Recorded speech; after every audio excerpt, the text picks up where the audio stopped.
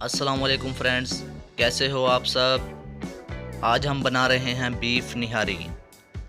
तो वीडियो को एंड तक ज़रूर देखिएगा और साथ हमारे चैनल गौरी किचन सीक्रेट्स को भी सब्सक्राइब करें ताकि हर नई वीडियो आप तक पहुंचती रहे। तो चलिए फ्रेंड्स, आज की हम अपनी रेसिपी शुरू करते हैं। बिस्मिल्लाहिर्रहमानिर्रहीम। तो सबसे पहले हमने कुकर में प्याज लेकर उसे अच्छे से ब्राउन कर लेना है। तो फ्रेंड्स, जैसे ही हमारी प्याज ब्राउन हो जाती है हमने इसमें बीफ डाल देना है।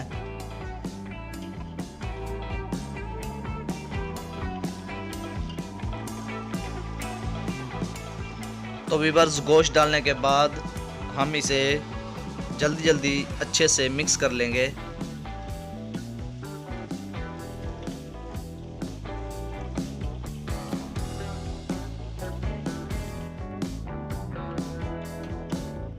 तो व्यूअर्स, गोश्त को अच्छे से मिक्स करने के बाद इसमें 3 से 4 टेबलस्पून लहसुन अदरक का पेस्ट भी शामिल करना है।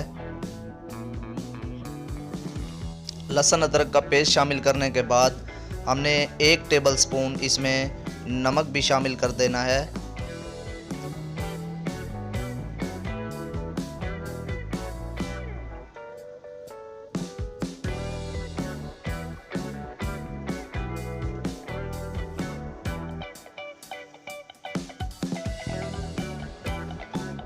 नमक को मिक्स करने के बाद हम इसमें 2 टेबलस्पून पिसी हुई हल्दी और 2 टेबलस्पून सूखा धनिया वो भी इसमें शामिल कर देंगे और अच्छे से मिक्स कर लेंगे।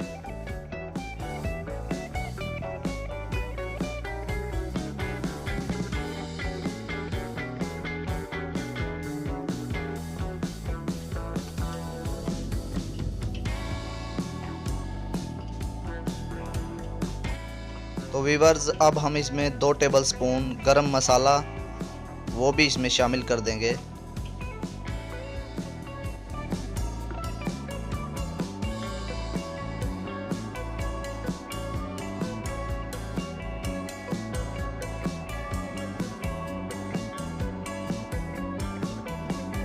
तो व्यूअर्स, 3 से 4 तेज़पात और साथ हमने 10 से 12 लौंग वो भी इसमें शामिल कर देनी है और अच्छे से मिक्स कर लेना है।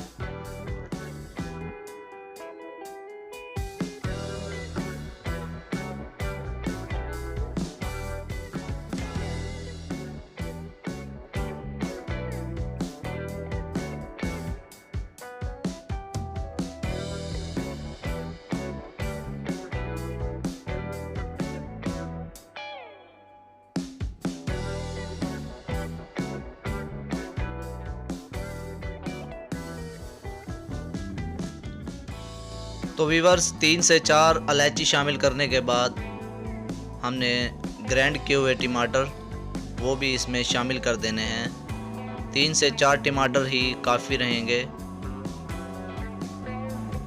निहारी बनाने के लिए हम दिल्ली निहारी मसाला इस्तेमाल करेंगे क्योंकि इसमें पहले ही नमक मौजूद होता है, तो इसीलिए हमने 1 टेबलस्पून इसमें नमक का इस्तेमाल किया है।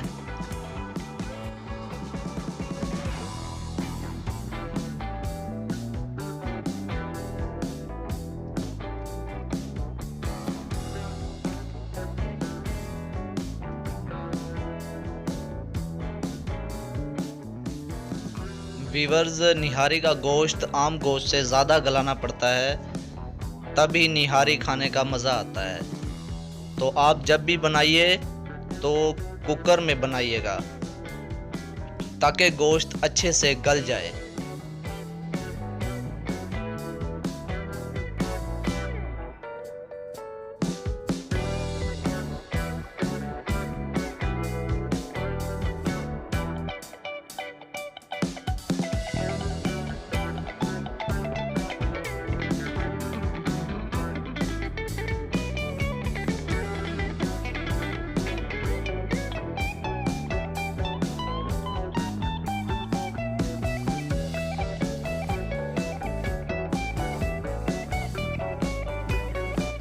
निहारी जो होती है वो बहुत ज़्यादा गला हुआ गोश्त होता है, और उसको गलाने के लिए कुकर के में आधा घंटा और बगैर कुकर के तकरीबन 2 घंटे। बीफ गोश्त ये बनती बीफ की है, बीफ गोश्त में बनेगी। तमाम चीज़ें अच्छे से मिक्स करने के बाद हम इसमें तकरीबन 3 पाव पानी का इस्तेमाल करेंगे।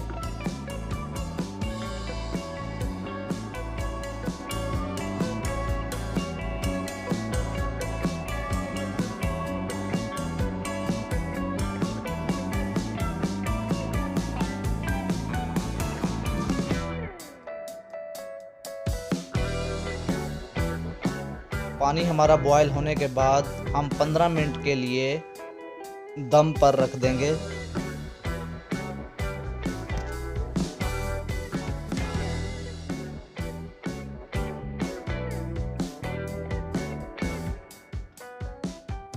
निहारी में हम 3 से 4 टेबलस्पून आटे का भी इस्तेमाल करेंगे।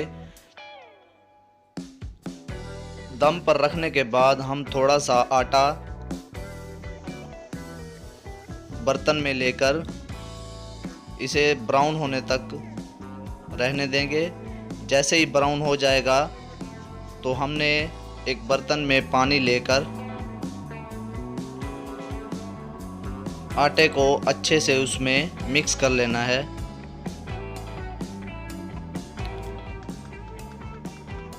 जैसे ही हमारा ये आटा अच्छे से मिक्स हो जाएगा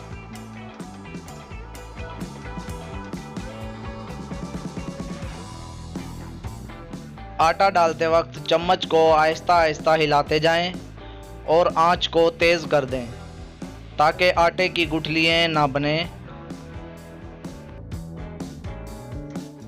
आटा जैसे ही अच्छे से मिक्स हो जाए उसके बाद दोबारा से हल्की आग करके हमने कुकर को बंद कर देना है और 15 मिनट के लिए दम पर लगा देना है।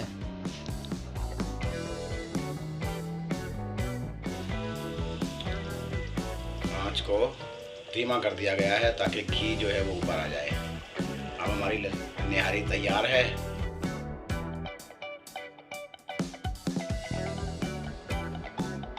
तो व्यूअर्स हमारी लजीज निहारी तैयार है। आप इसे घर में ज़रूर ट्राई कीजिएगा। निहारी को नान के साथ भी खाया जा सकता है। साथ हमारे चैनल गौरी किचन सीक्रेट को सब्सक्राइब करें। अब तक के लिए इजाज़त दीजिए। अल्लाह हाफिज़।